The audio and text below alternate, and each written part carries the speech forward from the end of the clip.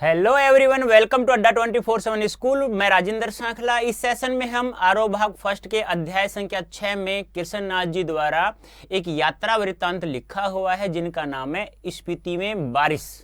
जब यात्रा वृत्तांत क्या होता है, जब कोई इंसान कहीं घूमने जाता है तो वहाँ जब घूमते समय उन्होंने जो जो बातें देखी, जो जो बातें सुनी, जो कुछ देखा भौतिक रूप से, मूर्त रूप से, तो उन सबको लिख देना एक यात्रा वृत्तांत कहलाता है।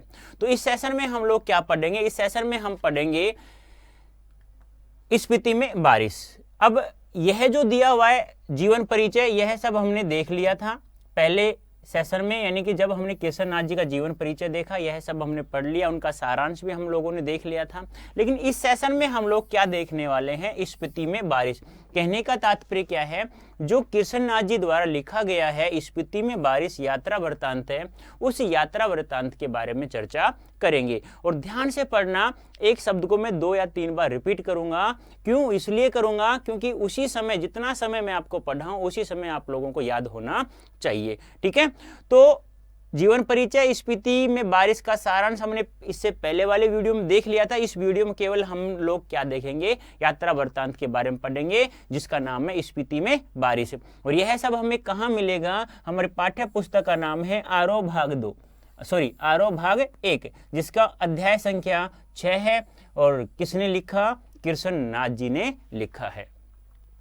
तो स्पीति में बारिश आपसे पूछा जाए कि स्पीति में बारिश गद्य विधा में क्या है? नाटक है, उपन्यास है, कहानी है, यात्रा वृत्तांत, संस्मरण, रेखा चित्र क्या है? तो ध्यान रखना, यात्रा वृत्तांत है। और इसके लेखक कौन है? इसके लेखक है कृष्ण नाथ जी। इसके लेखक कौन है? भी कृष्ण नाथ जी हैं, जिनका जन्म 1934 ईस्वी में वाराणसी में होता है। मृत्यु की बात करें, जिनकी मृत्यु होती है 2016 ईस्वी में। और ये कृष्ण नाथ जी की तस्वीर है, आपको ध्यान रखना है, पूछा भी जा सकता है। अब हम लोग पढ़ने जा रहे हैं जो हमारा मूल पाठ है स्पीति में बारिश यात्रा वृत्तांत की शुरुआत कर लेते हैं। मूल पाठ। स्पीति हिमालय प्रदेश के लाहुल स्पीति जिले की तहसील है। यानी कि जो स्पीति है वह हिमाचल प्रदेश के लाहुल स्पीति जिले की एक तहसील है। ध्यान रखना, लाहुल स्पीति जिले की एक क्या है? तहसील है, जो किस राज्य में पड़ता है? हिमाचल प्रदेश में पड़ता है। लाहुल स्पीति का यह योग भी आकस्मिकी है। आकस्मिक होता है अचानक, यानी कि लाहुल स्पीति का यह योग होना कि क्या कि लाहुल स्पीति, लाहुल पहले लाहुल था फिर स्पीति हो गया, इसमें जोड़ा गया है, तो यह भी क्या है? एक योग है। वह कैसा योग हुआ है? अचानक हुआ है। लाहुल में स्पीति स्थान को जोड़ देना, यह लाहुल के लिए एक बहुत ही बड़ी गर्व की बात है। इसमें बहुत योगायोग नहीं है। ऊंचे दर्रों और कठिन रास्तों के कारण इतिहास में भी कम रहा है। कहने का तात्पर्य क्या है? यह जो स्थान है यह ऊंचे ऊंचे दर्रों, कठिन रास्तों का इतिहास में भी इसे बहुत कम लोग भी जानते हैं। यहाँ बहुत कम लोग आते हैं। अलंग्य भूगोल यहाँ इतिहास का एक बड़ा कारक है। अलंग्य यानी क्या होता है? जिसे पार न किया जा सके। अलंग्य क्या होता है? जिसे पार नहीं किया जा सके। कहने का तात्पर्य क्या है? वहाँ का जो भूगोल है वह ऐसा प्रतीत है, ऐसा दिखाई देता है जिसे कोई पार नहीं कर सकता है। इसलिए यहाँ का इतिहास एक क्या है? एक बड़ा कारक है। यानी कि यहाँ जो आता है तो यहाँ का इतिहास बहुत ही बड़ा एक कारक के रूप में उनके सामने उपस्थित होता है। किस प्रकार से स्पीति में लोग रहते हैं, ठंडा रेगिस्तान है, ऊंचे ऊंचे दर्रे हैं, कठिन कठिन रास्ते हैं, दुर्गम क्षेत्र है। तो ऐसा एक बहुत ही बड़ा कारक है यदि हम स्पीति के इतिहास के बारे में जानने की कोशिश करें तो। अब जबकि संचार में कुछ सुधार हुआ, तब भी लाहुल स्पीति का योग प्राय वायरलेस सेट के जरिए जो केलंग और काजा के बीच खड़कता रहता है। यानी कहने का तात्पर्य क्या है? जब कम्युनिकेशन, जिसे संचार कहते हैं, दो व्यक्तियों के मध्य आदान प्रदान जो बातें होती हैं, अब इलेक्ट्रॉनिक्स माध्यम हो गया है, तो संचार के द्वारा कुछ सुधार हुआ है। तब भी लाहुल स्पीति का योग प्राय क्या हो गया? वायरलेस सेट के जरिए जो केलंग और काजा के बीच खड़कता रहता है। यानी कि जो केलंग और काजा में ही सुनाई देता है। फिर भी केलंग के बादशाह को भय लगा रहता है कि कहीं काजा का सूबेदार उसकी अवज्ञा तो नहीं कर रहा, कहीं बगावत तो नहीं करने वाला है। लेकिन सिवाय वायरलेस सेट पर संदेश भेजने के वह कर भी क्या सकता है? वसंत में भी 170 मील जाना आना कठिन है। कहने का तात्पर्य क्या है कि केलंग के बादशाह को डर रहता है कहीं काजा का जो सूबेदार है वह मेरे प्रति कुछ गंदी गंदी बातें तो नहीं कर रहा है, कोई बगावत तो नहीं करना चाहता है। तो फिर वो सोचता है कि छोड़ो इस बात को, केवल वह वायरलेस सेट के जरिए ऐसा कर सकता है। वसंत में भी क्या है कि 170 मील आना जाना क्या होता है, कठिन रहता है। शीत में प्राय असंभव, और शीत में आना जाना तो बिल्कुल ही क्या हो जाता है, असंभव हो जाता है। प्राचीन काल में शायद स्पीति भारतीय साम्राज्यों का अनाम अंग रही है, यानी कि जो प्राचीन काल है, प्राचीन समय की बात करें तो स्पीति है वह भारतीय साम्राज्यों का एक अनाम अंग रही है। अनाम यानी नाम नहीं है, ए यानी नहीं, नाम यानी ना, ध्यान रखना, ए एक उपसर्ग जिसका अर्थ क्या होता है नहीं, और नाम यानी नाम जो नाम में नहीं है। जब ये साम्राज्य टूटे तो यह स्वतंत्र रही, यानी जब यहाँ का साम्राज्य टूटा था तो स्पीति क्या रही थी, अलग रही थी, अलग एक स्थान था। फिर मध्य युग में प्राय लद्दाख मंडल में, कभी कश्मीर मंडल में, कभी भूशहर मंडल में, कभी कुल्लू मंडल में, कभी ब्रिटिश भारत के तहत रही है। यानी स्पीति पहले तो जब साम्राज्य टूटा तब तो अलग थी, तो इसे कभी कभी तो लद्दाख मंडल में जोड़ दिया जाता, कभी कश्मीर मंडल में जोड़ दिया जाता, कभी भूशहर मंडल में जोड़ दिया जाता, कभी कुल्लू मंडल में जोड़ दिया जाता, और कभी ब्रिटिश भारत के तहत वह रहती। लेकिन वर्तमान में कहाँ है, हिमाचल प्रदेश के लाहौल स्पीति जिले की वर्तमान में तहसील है। तब भी प्राय स्वायत्त रही, और तब भी क्या रही, वह स्वतंत्र रही। स्वायत्त यानी क्या होता है, स्वतंत्र रही। इसकी स्वायत्तता भूगोल ने सिरजी है, यानी कहने का तात्पर्य क्या है, इसकी जो स्वायत्तता है वह किसने सिरजी है, भूगोल ने सिरजी है। भूगोल ही इसकी रक्षा करता है, और भूगोल ही क्या करता है, इसकी रक्षा करता है। भूगोल ही इसका संहार भी करता है, यानी भूगोल ही इसकी रक्षा भी करता है और संहार भी करता है। संहार यानी होता है मारना, चोट पहुंचाना। पहले कभी उन राजाओं का कोई हरकारा आता तो, हरकारा यानी संदेश आता तो, उसके आते जाते वह अल्प वसंत बीत जाता, यानी कि जब भी कोई राजा का कोई हरकारा कोई संदेश देने पहुंच आता तो आते आते उसे वसंत तो बीत ही जाता उसका। कभी कोई जोरावर सिंह जैसा आता तो स्पीति का तरीका वही था जो तुपा चिलिंग गोनपा में मैंने देखा था, यानी कि इनको जोरावर सिंह आता तो स्पीति का तरीका वही होता जो तुप चिलिंग गोनपा में मैंने ऐसा देखा, तो वैसा ही तरीका वहां का होता था। जब डायनामाइट का विस्फोट हुआ तो लाहुली हदस कर, आंख बंद कर, चांगमा का तना पकड़ या एक दूसरे को पकड़कर बैठ गए। कहने का तात्पर्य क्या है, जब डायनामाइट का विस्फोट हुआ तो लाहुली हदस कर, आंख बंद करके, चांगमा का तना पकड़ करके या एक दूसरे को पकड़ करके क्या हो गए, बैठ गए। जब धमाका गुजर गया तो फिर डरते डरते आंख खोलकर उठे, और जब धमाका गुजर गया तो डरते डरते उन धीरे धीरे आंखें खोली। जोरावर सिंह के आक्रमण के समय स्पीति के लोग घर छोड़कर भाग गए, और जोरावर सिंह के आक्रमण के समय स्पीति के लोग घर छोड़कर क्या हो गए, भाग गए कि जोरावर सिंह आ गया है, यहाँ से निकलो वरना वह मार डालेगा। उसने स्पीति को और वहाँ के विहारों को लूटा, यानी कि स्पीति को और वहाँ के विहार जो घूमने के स्थान है जहाँ घर रहते हैं कुछ छोटे मोटे, तो उनको भी उन्होंने लूटा है। यह अप्रतिकार शायद स्पीति की सुरक्षा की पद्धति है, और यह जो जिसका प्रतिकार नहीं किया जा सकता वही क्या है, स्पीति की सुरक्षा की क्या है, एक पद्धति है। स्पीति में जनसंख्या लाहौल से भी कम है। देखो लाहौल में स्पीति से भी जनसंख्या कम थी, फिर भी स्पीति को लाहौल में जोड़ा गया। वर्तमान में लाहौल स्पीति एक जिला है। स्पीति क्या है, एक जिला है जो हिमाचल प्रदेश में पड़ता है।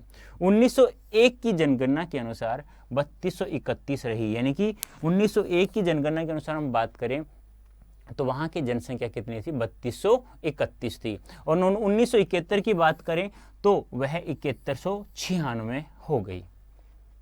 तो 1901 में तो 3231 और 1971 की बात करें तो कितनी होगी, 7196 हो गई।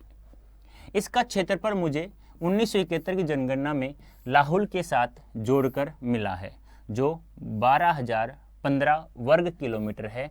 स्पीति का अलग क्षेत्रफल नहीं दिया गया है, और स्पीति का हमें अलग से कोई क्षेत्रफल भी नहीं मिलता है, ना कोई दिया गया है। इंपीरियल जेटियर ऑक्सफोर्ड 1908 खंड 23 के अनुसार यह क्षेत्रफल 2155 वर्ग मील है। यानी कि जो यह जो इसका क्षेत्रफल जो 1971 जनगणना की बात करें तो 12,015 जो वर्ग किलोमीटर है, वह यदि हम इसके अनुसार ऑक्सफोर्ड 1908 खंड 23 के अनुसार देखें तो यह 2115 वर्ग मील माना गया है। इस तरह स्पीति की जनसंख्या प्रति वर्ग मील 4 से भी कम है। यानी कहने का तात्पर्य क्या है कि जनसंख्या है वह प्रति वर्ग मील 4 से भी क्या है, कम है। तो देखो, एक वर्ग मील में 4 इंसान भी नहीं हैं, यदि उन्होंने उस समय 1971 जनगणना की अनुसार बात करे तो। 1901 में यह प्रति वर्ग मील 2 से भी कम थी, और 1901 में तो यह 2 से भी कम थी, लेकिन 1901 में और 1971 में 4 से कम। यानी कि एक व्यक्ति या 1.5 कह सकते हैं हम लोग, 1.5 व्यक्ति तो नहीं होता है वैसे, हम कहीं 3 है, कहीं 1 है, कहीं 5 है, इस प्रकार से। लाहौल स्पीति का प्रशासन ब्रिटिश राज से भारत को जस का तस मिला। यानी कि लाहौल स्पीति का जो प्रशासन है वह ब्रिटिश राज से भारत को जैसा था वैसा का वैसा मिला है, कोई उसमें उन्होंने कोई सुधार उधार नहीं किया है। अंग्रेजों को यह 1846 ईस्वी में कश्मीर के राजा गुलाब सिंह के जरिए मिला था। और अंग्रेजों को यह कब मिला? 1846 में कश्मीर के राजा गुलाम सिंह के जरिए, गुलाब सिंह के जरिए अंग्रेजों को प्राप्त हुआ था। अंग्रेज इनके जरिए पश्चिमी तिब्बत के ऊन वाले क्षेत्र में प्रवेश चाहते थे, और अंग्रेज थे इनके जरिए पश्चिमी तिब्बत के ऊन वाले क्षेत्र में प्रवेश करना चाहते थे। तिब्बत में अंग्रेजी साम्राज्य के दूरगामी हित भी थे। यानी कहने का तात्पर्य क्या, तिब्बत में जो अंग्रेज साम्राज्य के दूर दूर तक का भला करने वाले भी माना जाता था। जो भी हो, 1846 में कुल्लू, लाहौल, स्पीति ब्रिटिश अधीनता में आए। यानी कि कह सकते हैं हम क्या, 1846 में ये 3 जो तहसील हैं, 3 जो स्थान हैं, कौन कौन से, कुल्लू, लाहौल और स्पीति, ये ब्रिटिश अधीनता, ब्रिटिश के अधीन में आ गए थे। पहले सुप्रिटेंडेंट के अधीन थे, इससे पहले क्या थे, सुप्रिटेंडेंट के अधीन थे। फिर 1847 में कांगड़ा जिले में शरीक कर दिए गए। फिर 1847 में से एक कांगड़ा नामक जिले में क्या कर दिया, इनको शामिल कर दिया गया। लद्दाख मंडल के दिनों में भी स्पीति का शासन एक नोनो द्वारा चलाया जाता था। यानी कि एक नोनो द्वारा लद्दाख मंडल में जब इसको जोड़ा गया तो स्पीति का शासन एक नोनो द्वारा चलाया जाता था। ब्रिटिश भारत में भी कुल्लू के असिस्टेंट कमिश्नर के समर्थन से यह नोनो कार्य करता था। किसके समर्थन थे? असिस्टेंट कमिश्नर के समर्थन से यह नोनो कार्य करता था। इसका अधिकार क्षेत्र केवल द्वितीय दर्जे के मजिस्ट्रेट के बराबर था, और इसका अधिकार था वह द्वितीय दर्जे के मजिस्ट्रेट के लगभग बराबर माना जाता था। लेकिन स्पीति के लोग इसे अपना राजा ही मानते थे, और स्पीति के लोग इसे अपना क्या मानते थे? राजा मानते थे। राजा नहीं तो दमयंती जी को रानी मानते थे। यानी राजा नहीं है तो दमयंती जी को भी क्या मानते थे? रानी मान लेते थे। नोट ध्यान रखना, एक शब्द आया है वहां पर, क्या आया था? नोनो, और कुछ महत्वपूर्ण बातें थी वो भी ध्यान रखना। वर्तमान में 2002 की जनगणना के अनुसार लाहौल स्पीति का क्षेत्रफल 12,210 वर्ग किलोमीटर तथा जनसंख्या 34,000 है। यदि हम बात करें वर्तमान समय में, यदि 2002 की जनगणना की बात करें तो लाहौल स्पीति की जो जनसंख्या है वह 34,000 है, और क्षेत्रफल कितना है? 12,210 वर्ग किलोमीटर है। नोनो क्या है? स्थानीय शासक। जो नोनो पहले स्पीति का शासन संभालता था, जो असिस्टेंट मजिस्ट्रेट के समर्थन में वो कार्य करता, जिसे मजिस्ट्रेट भी कहा जाता था, एक द्वितीय दर्जे के मजिस्ट्रेट के बराबर उनका कार्य या उनका स्थान माना जाता था। उस नोनो को का अर्थ क्या होता है? स्थानीय शासक होता है। 1873 में स्पीति रेगुलेशन पास हुआ। यानी कि 1873 में स्पीति रेगुलेशन कानून था वह पास हुआ, जिसके तहत लाहौल और स्पीति को विशेष दर्जा दिया गया। ब्रिटिश भारत के अन्य कानून यहाँ नहीं लागू होते थे। यानी कि 1873 में जब स्पीति रेगुलेशन पास हुआ तो उसके तहत लाहौल और स्पीति को एक विशेष दर्जा मिला, जो भारत के अन्य कानून यहाँ लागू नहीं होते थे, यहाँ के कानून अलग होते थे। रेगुलेशन के अधीन प्रशासन के अधिकार नोनो को दिए, नोनो यानी स्थानीय शासक को दिए गए, जिसमें मालगुजारी इकट्ठा करना, और छोटे छोटे फौजदारी व मुकदमों का फैसला करना भी शामिल था। कहने का तात्पर्य क्या है कि इनके जब स्पीति रेगुलेशन पास हुआ तो नौनों को यह कार्य दे दिया गया। क्या क्या कार्य करना? मालगुजारी इकट्ठा करना, छोटे छोटे फौजदारी मुकदमों का फैसला करना भी किसको दे दिया गया था? नौनों को ही अधिकार में दे दिए गए थे। उसके ऊपर के मामले वह कमिश्नर के पास भेज देता, यानी कि इसके ऊपर के जो भी मामले होते तो वह कमिश्नर के पास भेज देता।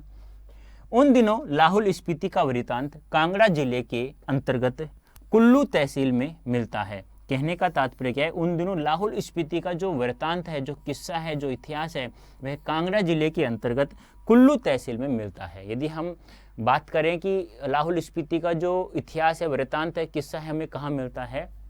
कांगड़ा जिले के अंतर्गत एक कुल्लू तहसील है कांगड़ा जिले में, वहाँ हमें प्राप्त होता है।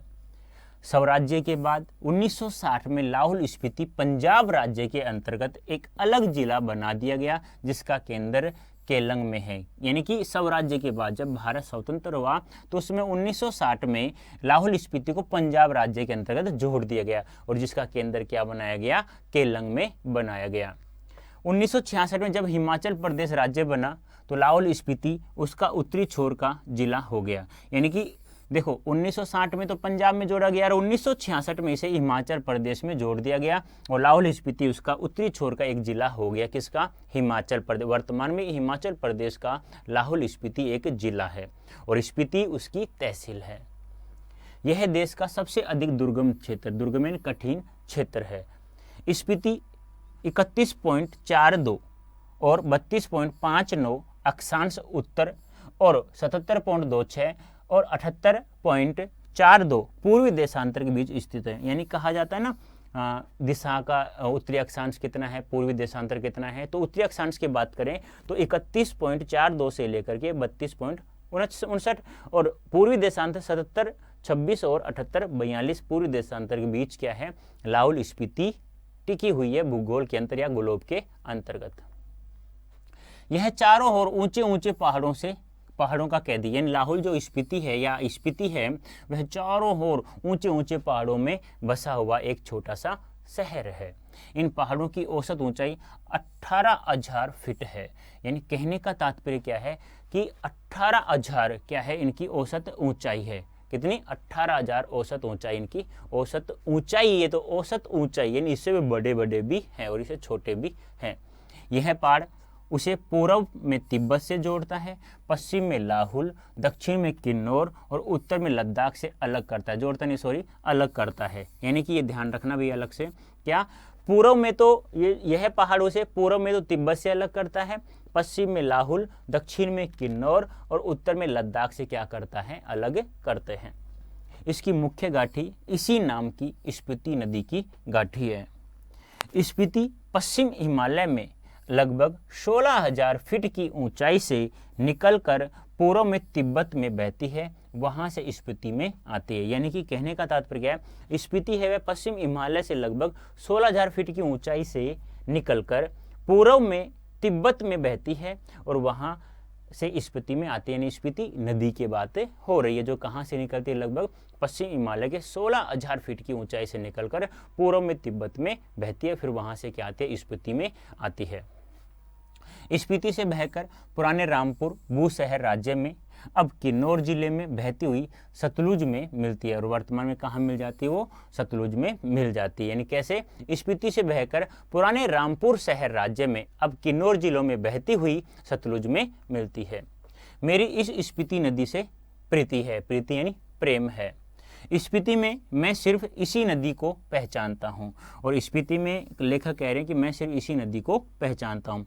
सुनता हूँ कि कोई पारा नदी भी है, फिर घाटी, यानी कि सुनता हूँ कि कोई एक और नदी है जिसका नाम क्या है? पारा है, फिर एक घाटी है।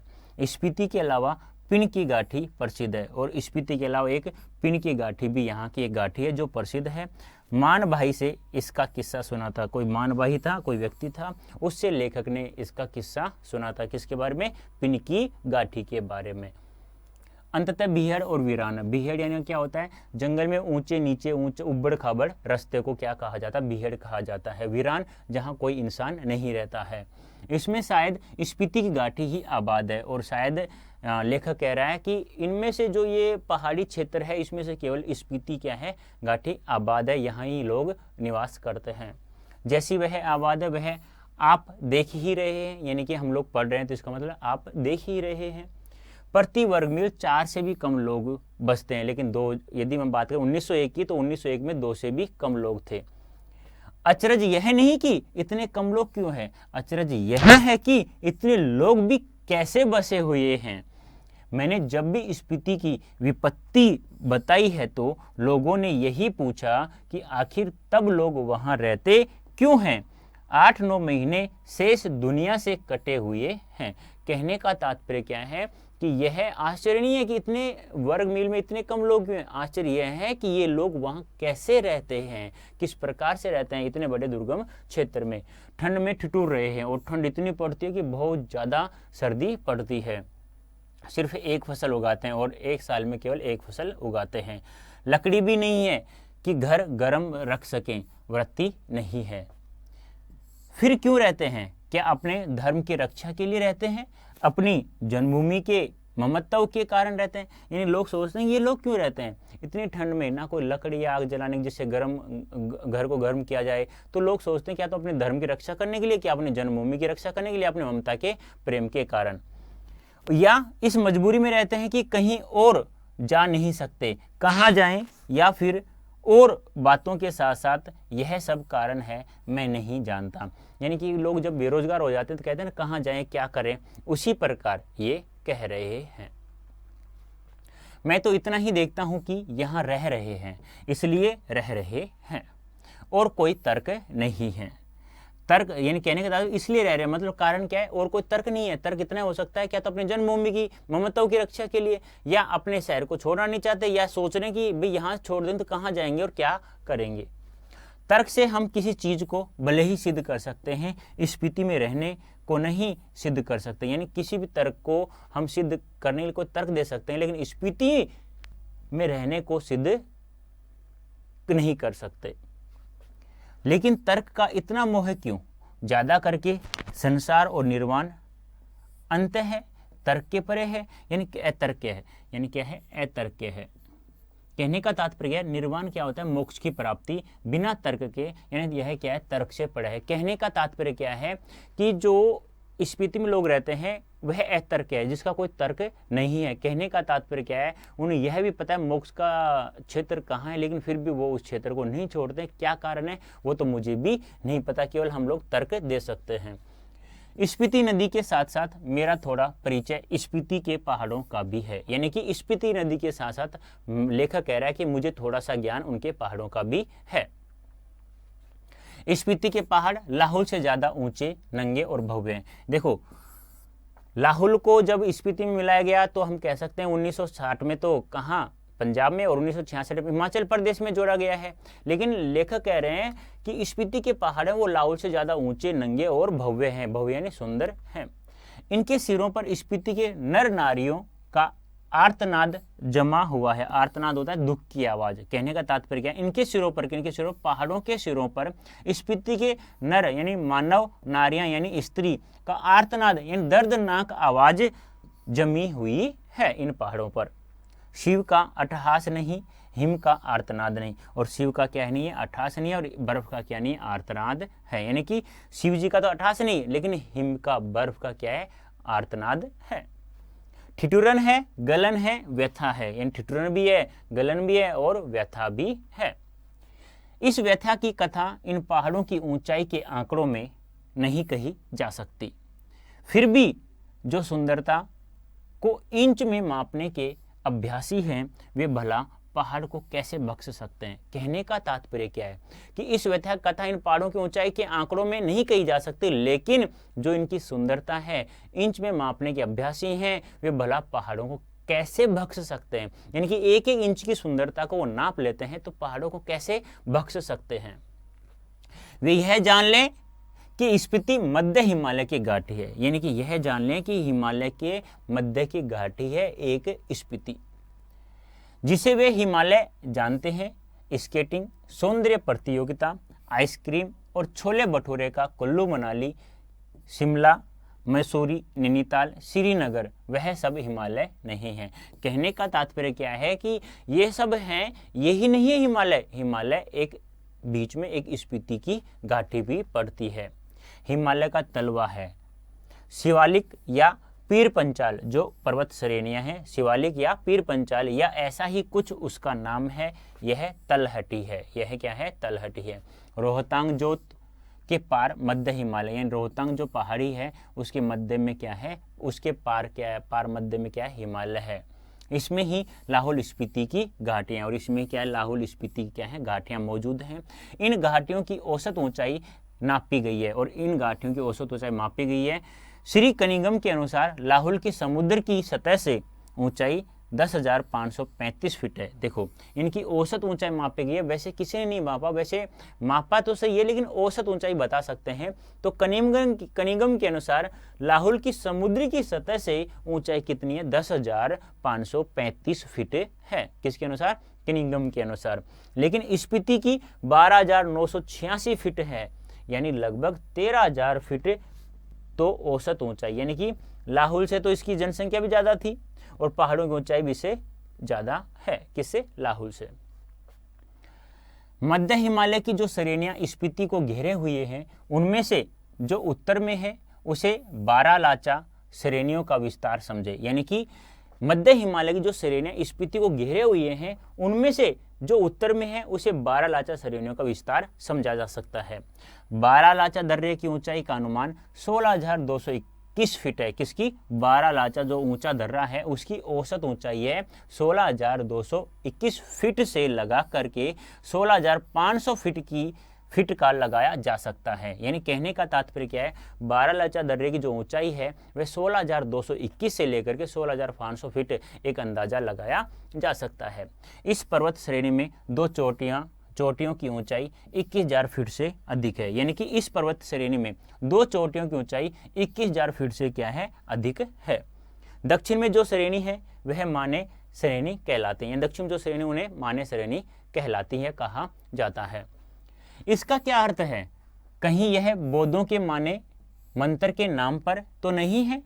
ओ मणि पद में हूं, यानी कि एक मंत्र है, माने मंत्र के नाम से जाना जाता है। तो क्या है? ओ मणि पद में हूं, मतलब कहने का तात्पर्य क्या है? यह ध्वनि मंत्र है जो ध्यान साधना के लिए प्रयुक्त होता है। बोधिसत्व आर्य अवलोकितेश्वर, यानी कि अवलोक के साथ ईटेश्वर जोड़ दिया गया है। ठीक है, ईश्वर जोड़ दिया गया है। ने इस मंत्र का सबसे पहले उच्चारण किया। किसने? अवलोकितेश्वर ने सबसे पहले इस मंत्र का उच्चारण किया था, ओम मणि पद में हूं। इसका उच्चारण से कोरोना की उत्पत्ति होती है, और जब इसका उच्चारण करते हैं तो दुख की बातें प्रकट होती है। कहने का तात्पर्य क्या है कि यह जो कथन है यह कोरोना का भाव प्रकट करता है, और इसे सबसे पहले जिसने गाया उसका नाम है अवलोकितेश्वर। अवलोकितेश्वर, ठीक है, ये ध्यान रखना है। इसका बीज मंत्र है, इसका बड़ा महात्म्य नहीं होता बेटा, महात्म्य होता है। ठीक है, इसे संक्षेप में माने कहते हैं, और इसको क्या कहते हैं? संक्षेप में माने कह सकते हैं। कहीं इस श्रेणी का नाम इस माने के नाम पर तो नहीं है? अगर नहीं है तो करने जैसा है। यदि इस श्रेणी का नाम इस माने जैसा है, यदि नहीं है तो कैसा है? अगर नहीं है तो कैसा है? करने जैसा है।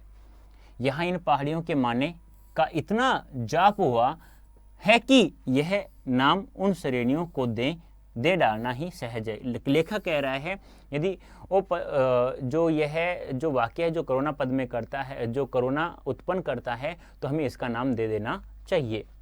इंपीरियल गजेटियर में माने श्रेणी की ऊंचाई 21,646 फीट बताई गई है।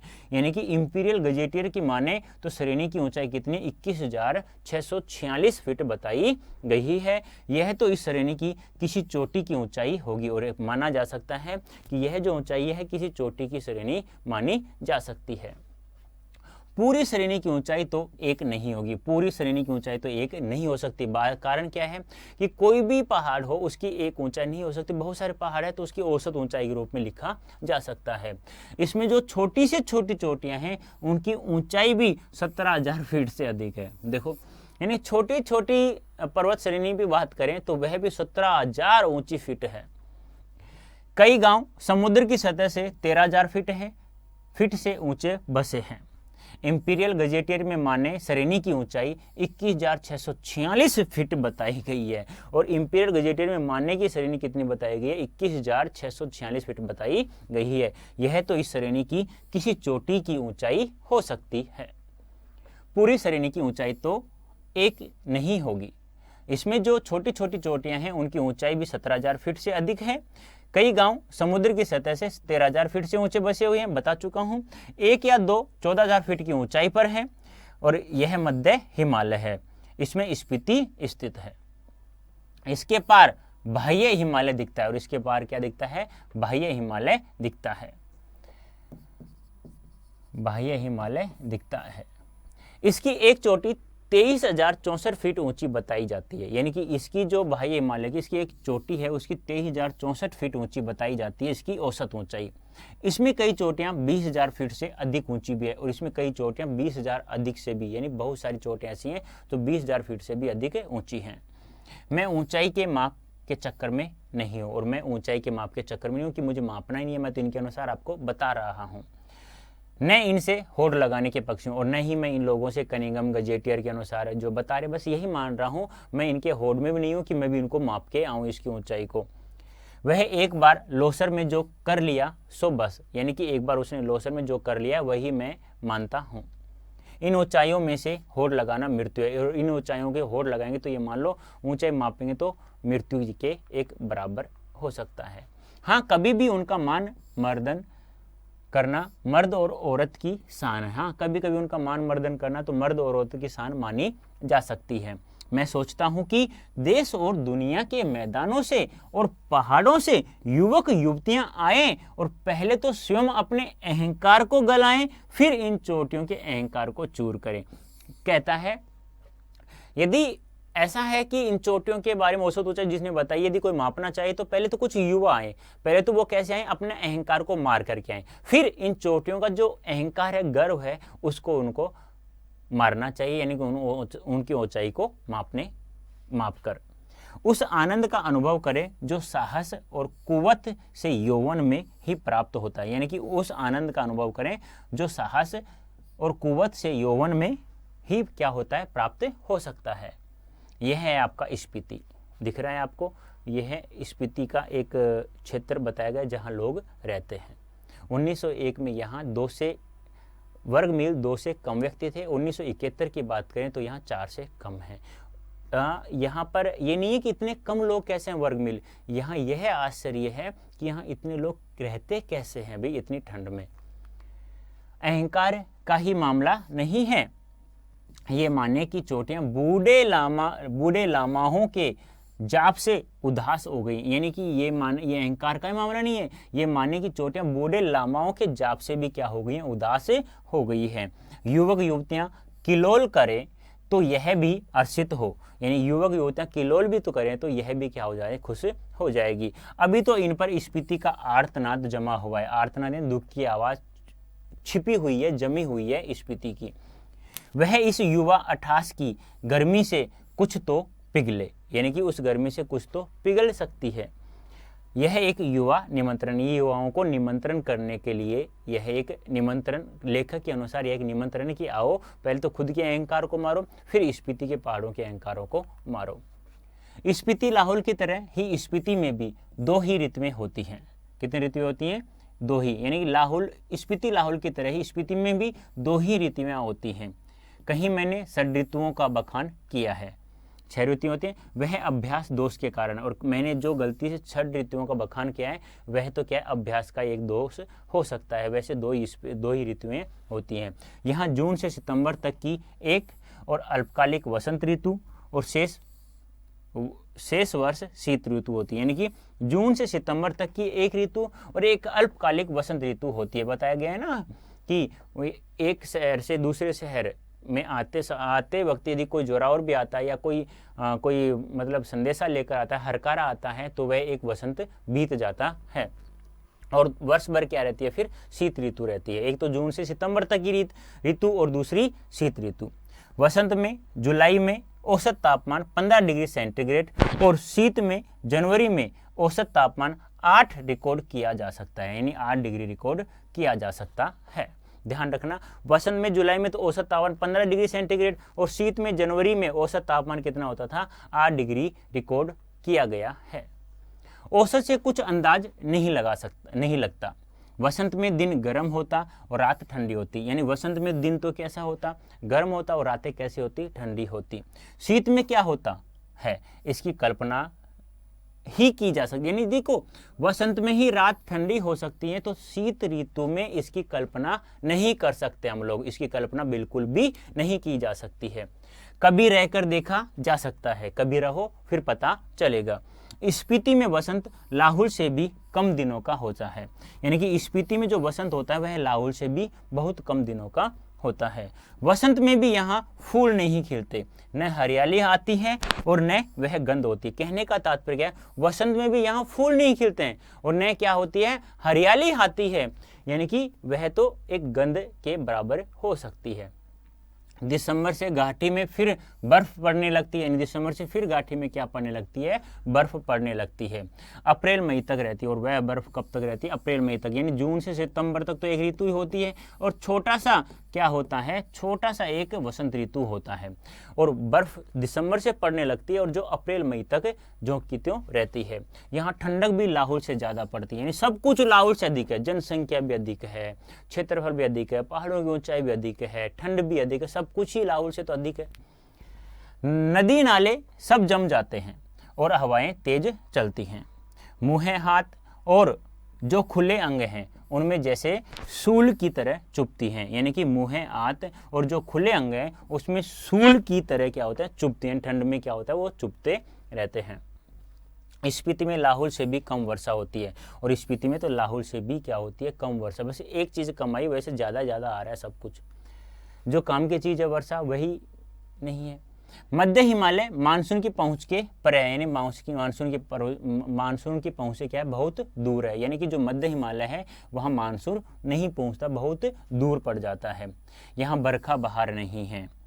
कालिदास को अपने ऋतु संहार में यहाँ वर्षा का तो संहार ही करना पड़ेगा, यानी कालिदास में जो अपना ऋतु संहार एक जो ग्रंथ लिखा, नाटक लिखा है, वहाँ तो वर्षा का तो क्या करना पड़ेगा, संहार ही करना पड़ेगा। कालिदास में वर्षा का क्या ठाठ है, यह वर्षा वर्णन इस प्रकार शुरू होता है, यानी कालिदास में जो वर्षा का क्या ठाठ है, यह वर्षा वर्णन इस प्रकार शुरू होता है। प्रिय जल की फुहारों से भरे बादलों के मतवाले, हाथी पर चढ़ा हुआ चमकती हुई बिजलियों की झड़ियों को फहराता हुआ और बादलों की गरज के नगाड़े बजाता हुआ, यह कामी जनों का प्रिय पावस राजाओं का सा ठाट बाट बनाकर आ पहुंचा है। यानी कि यह जो ऋतु संहार लिखा कालिदास ने वर्षा के बारे में, तो उसके बारे में बताया गया है कि यहाँ तो वर्षा का यानी ऋतु का क्या होना, संहार ही होना चाहिए। अब ये कुछ पंक्तियाँ उन्होंने यहाँ दी हैं लेखक ने कि प्रिय जल की फुहारों से भरे बादलों के मतवाले, हाथी पर चढ़ा हुआ चमकती हुई बिजलियों की झड़ियों में को फहराता हुआ और बादलों की गरज के नगाड़े बजाता हुआ, यह कामी जनों का प्रिय पावस राजाओं का सा ठाट बाट बनाकर आ पहुँचा है। यह पावस नहीं पहुंचता, और यहाँ पावस बिल्कुल भी नहीं पहुंचता है। कालिदास की वर्षा की शोभा विंध्याचल में, और कालिदास की जो शोभा है वर्षा की वह कहाँ प्राप्त होती है, विंध्याचल भी एक क्या है, पर्वत है। यदि हम अलग करना चाहें तो अलग कर सकते हैं, विंध्य धन अचल, और अचल का अर्थ क्या होता है, पर्वत होता है, यानी जो चलता नहीं है। हिमाचल की इन मध्य की गाठियों में नहीं है। मैं नहीं जानता कि इसका लालित्य लाहुल स्पीति के नर नारी समझ भी पाएंगे या नहीं। वर्षा उनके संवेदन का अंग नहीं है।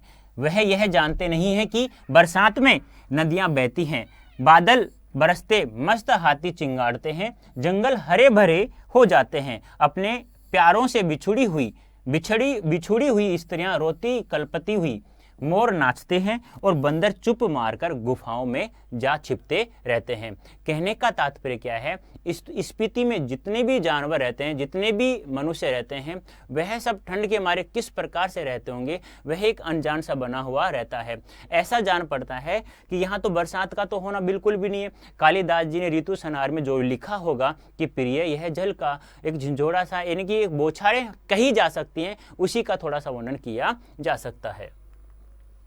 अगर कालिदास यहाँ आकर कहे कि अपने बहुत से सुंदर गुणों से सुहानी लगने वाली, स्त्रियों का जी खिलाने वाली, पेड़ों की टहनियों और बेलों की सच्ची सखी तथा सभी जीवों का प्राण बनी हुई वर्षा ऋतु आपके मन की सब साधे पूरी करें, तो शायद स्पीति के नर नारी यही पूछेंगे, यह देवता कौन है, कहाँ रहता है और यहाँ क्यों नहीं आता।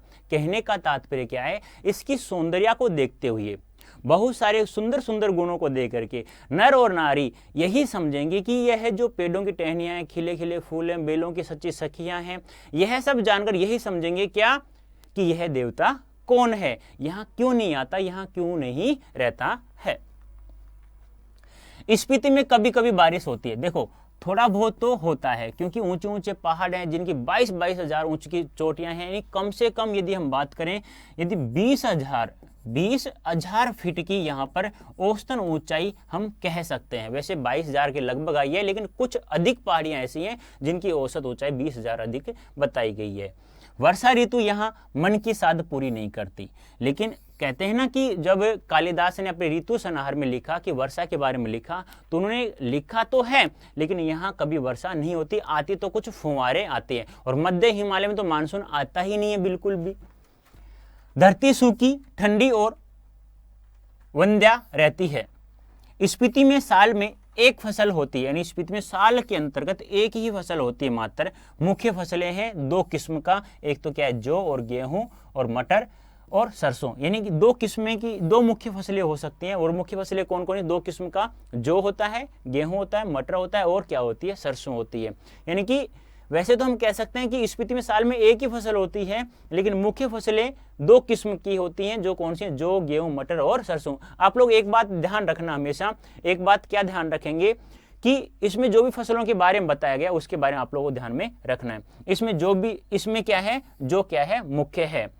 सिंचाई का साधन पहाड़ों से, सिंचाई का साधन क्या होता है? पहाड़ों से। हम क्या कर सकते हैं अभी, 1 मिनट,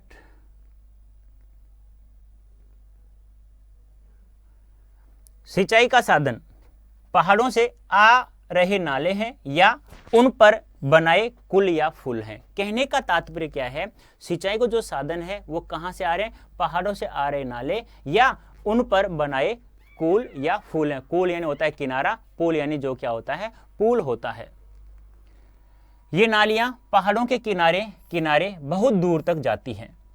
स्पीति नदी का तट इतना चौड़ा है कि इसका पानी किसी काम में नहीं आता। कहने का तात्पर्य, देखो स्पीति नदी का तट इतना चौड़ा है कि इसका पानी किसी काम में नहीं आ पाता।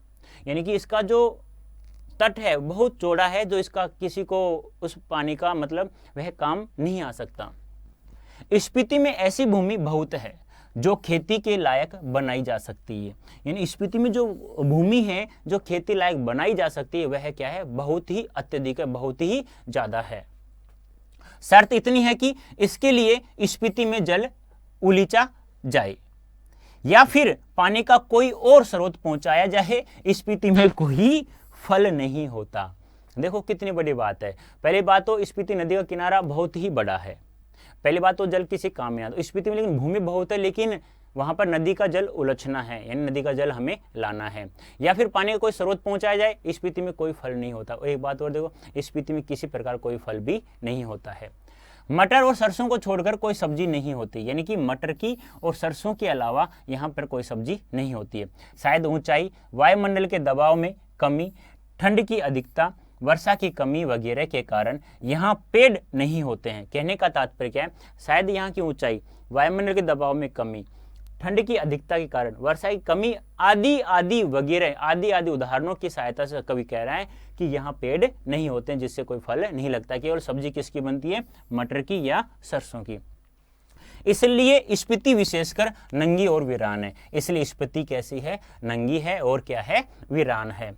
वर्षा यहाँ एक घटना है, यानी कि वर्षा तो एक घटना है, यानी घटना कभी हो सकती है और कभी नहीं हो सकती है। कभी बारिश हो सकती है, होंगी ना तो वही फव्वारे के रूप में आएगी। ये एक सुखद संयोग। और यदि वर्षा हो जाए तो वहां के लोगों के लिए एक सुखद क्या हो सकता है? संयोग हो सकता है। हम काजा के डाक बंगले में सो रहे थे तो लगा कि कोई खिड़की खड़का रहा है, यानी कि जब हम काजा के डाक बंगले में सो रहे तो लगा कि कोई खिड़की खड़का रहा है। आधी रात का भी पिछला पहर है, इस समय कौन है, लैंप की लो तेज की, खिड़की का एक पल्ला खोला। यानी कि मैंने सोचा कि कोई खिड़की खिड़का रहा है, तो आधी रात का पिछला पहर था, तो इस समय कौन है, लैंप की लो तेज की और खिड़की का एक पल्ला खोल करके मैंने उसे देखने की कोशिश की, तो तेज हवा का झोंका मुंह और हाथ को जैसे छीलने लगा। यानी कुछ ही नहीं था, केवल क्या चल रही थी, बहुत ही तेज हवा चल रही थी। मैंने पल्ला भिड़ा दिया, मैंने तुरंत पल्ले को क्या कर दिया, बंद कर दिया। उसकी आड़ से देखने लगा, देखा कि बारिश हो रही थी। मैं उसे देख नहीं रहा था, सुन रहा था। अंधेरा, ठंड और हवा का झोंका आ रहा था, जैसे बर्फ का अंश लिए तुषार जैसी बूंदें पड़ रही थी, जैसे नंगाड़े पर थाप पड़ रही थी। कहने का तात्पर्य क्या है, जब वो काजा के डाक बंगले पर सो रहे थे तो आधी रात के पहर के बाद कुछ आवाज आई, तो वह खिड़की का पल्ला खोल करके देखा क्या है, लेकिन जब बहुत तेज बौछारें और हवा आ रही थी तो उसने पल्ला बंद कर दिया थोड़ा सा और उसकी ओट में देखने लगा। दुग्ध छेन को हवा बजा रही थी। दुग्ध छेन क्या होता है, एक वाद्य यंत्र होता है जिसे फूंक मारकर बजाया जाता है, फूंक मारकर बजाया जाने वाला वाद्य यंत्र। महासंघ की ध्वनि घाटी में तैर रही थी, स्पीति की घाटी में वर्षा हो रही थी, कमरे में ठंड बढ़ रही थी। मैं बिस्तर में पड़ा मालूम नहीं कब सो गया, सुबह उठा। देखो यहां ध्यान रखना, दुग्ध छेन को हवा बजा रही थी, कहने का तात्पर्य क्या है, दुग्ध छेन एक वाद्य यंत्र है जो फूंक मारकर बजाया जाता है। महासंघ की ध्वनि घाटी में तैर रही थी, स्पीति घाटी में वर्षा हो रही थी, कमरे में ठंड बढ़ रही थी, मैं बिस्तर में पड़ा मालूम नहीं कब सो गया, बस जब सो गया तो सुबह ही उठा। चाय पीते पीते सुना कि स्पीति के लोग कह रहे हैं कि हमारी यात्रा शुभ है। स्पीति में बहुत दिनों बाद बारिश हुई है। यानी कहने का तात्पर्य क्या है कि जब लेखक है, जब वहां आया तो बारिश हुई, तो लोग कहते हैं कि ये लोग जो आए हैं लेखक के साथ में, ये हमारे लिए क्या है, शुभ है। यहाँ क्या हुई है, बारिश हुई है। यह है आपकी जो स्पीति में बारिश है, अब क्या होती है, समाप्त होती है। कहने का तात्पर्य क्या है, जो स्पीति है पहले तो अलग अलग क्षेत्रों में एक स्वतंत्र रहता था, यानी जब साम्राज्य टूटा तब तो स्वतंत्र था, लेकिन कह सकते हैं कि पहले इसे लद्दाख में, कभी कश्मीर मंडल में जोड़ा दिया गया था। लेकिन हमें याद रखना है, एक तो 60 में और एक 66 में। जब 66 में जब क्या बनता है, हमारा हिमाचल प्रदेश बनता है, तो लाहौल के एक उत्तरी छोर में इसे जोड़ दिया जाता है, जो हिमाचल प्रदेश का एक जिला बन जाता है, लाहौल स्पीति। ठीक है, तो उम्मीद करता हूं आप लोगों को बहुत अच्छा समझ में आ गया होगा। देखो भी पाठ बहुत बड़ा है, बहुत ज़्यादा इसमें आंकड़े हैं, तो थोड़ा निवेदन है, इसको लिख के थोड़ा सा याद करें। ठीक है, हाँ कुछ बातें ऐसी होती हैं, अंग्रेजों के पास कब आया, तो आपको पूछा जाए, डायरेक्ट आंसर देना, 1846 में आया। किसके जरिए आया, गुलाब सिंह के जरिए, जो कश्मीर का एक राजा था। तो इस प्रकार के बातों को, जो आंकड़े हैं, उनको लिख के याद करना, आपको याद हो जाएगा। तो उम्मीद करता हूँ बहुत ही अच्छा समझ में आया होगा। इस सेशन में बनने के लिए बहुत बहुत धन्यवाद आप सभी का।